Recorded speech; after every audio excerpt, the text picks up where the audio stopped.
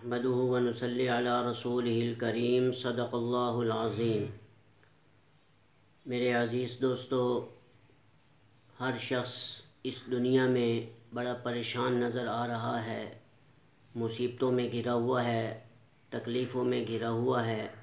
لیکن اسے سمجھ نہیں آتی کہ یہ تکلیفیں مجھے کیوں آئیں، مصیبتیں کیوں آئیں، پریشانیاں کیوں آ رہی ہیں۔ لیکن یاد رکھنا، جو شخص اس دنیا میں اللہ اور اس کے رسول صلی اللہ علیہ وآلہ وسلم کے احکامات کے مطابق زندگی گزارے گا، دنیا کے اندر اسے کوئی پریشانی اور مصیبت نہیں آئے گی اور نہ یہ تکلیفیں اس کے قریب آئیں گی۔ لیکن اس کے باوجود جو شخص ہر وقت پریشانی میں رہتا ہے، مصیبت میں رہتا ہے، وہم میں رہتا ہے، غم میں رہتا ہے، اسے پریشان ہونے کی ضرورت نہیں۔ ایسے امتی کے لیے جناب نبی کریم صلی اللہ علیہ وسلم نے ایک ایسی جامع معنی دعا امت کو بتلائی ہے کہ جس شخص نے یہ دعا صبح اور شام 100 مرتبہ پڑھ لی تو کبھی بھی اس کے قریب نہ تکلیفیں آئیں گی، نہ مصیبتیں آئیں گی، نہ پریشانیاں آئیں گی، نہ وہم میں مبتلا ہوگا، نہ غم میں مبتلا ہوگا۔ وہ دعا کون سی ہے؟ تمام حضرات اس دعا کو توجہ کے ساتھ سنیں اور اس کو پڑھنے کا اپنی زندگی میں معمول بنا لیں۔ وہ دعا یہ ہے: لا الہ الا انت سبحانک انی کنت من الظالمین،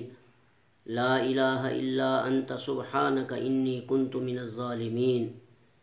میرے بھائیوں، یہ ایسی جامع معنی دعا ہے کہ جب حضرت یونس علیہ السلام اللہ کے پیغمبر مچھلی کے پیٹ میں تھے تو بعض روایت کے مطابق 10 دن، بعض فرماتے ہیں 3 دن اور بعض فرماتے ہیں 40 دن تک وہ مچھلی کے پیٹ میں رہے، اور انہوں نے بالآخر مچھلی کے پیٹ کے اندر اندھیرے میں رہ کر جب یہ دعا پڑھی، لا الہ الا انت سبحانک انی کنت من الظالمین، تو اللہ نے ان کی اس دعا کو عرش پہ بیٹھ کر قبول فرما کر انہیں مچھلی سے رہائی عطا فرمائی۔ یہ وہ عظیم دعا ہے، اور رسول اللہ صلی اللہ علیہ وسلم نے فرمایا کہ اگر حضرت یونس علیہ السلام یہ دعا نہ کرتے تو وہ زندگی کے آخری ایام تک، بلکہ جب تک اللہ چاہتا تو وہ مچھلی کے پیٹ کے اندر ہی رہتے، کبھی آزاد نہ ہوتے۔ تو یہ دعا اللہ کے رسول نے اپنی امت کو بتلائی ہے۔ فرمایا کہ جو شخص مصیبت سے دور رہنا چاہتا ہے، تکلیفوں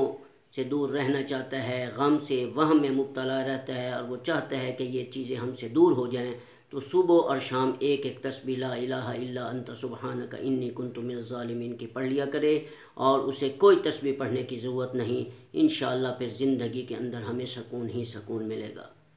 السلام علیکم ورحمۃ اللہ وبرکاتہ۔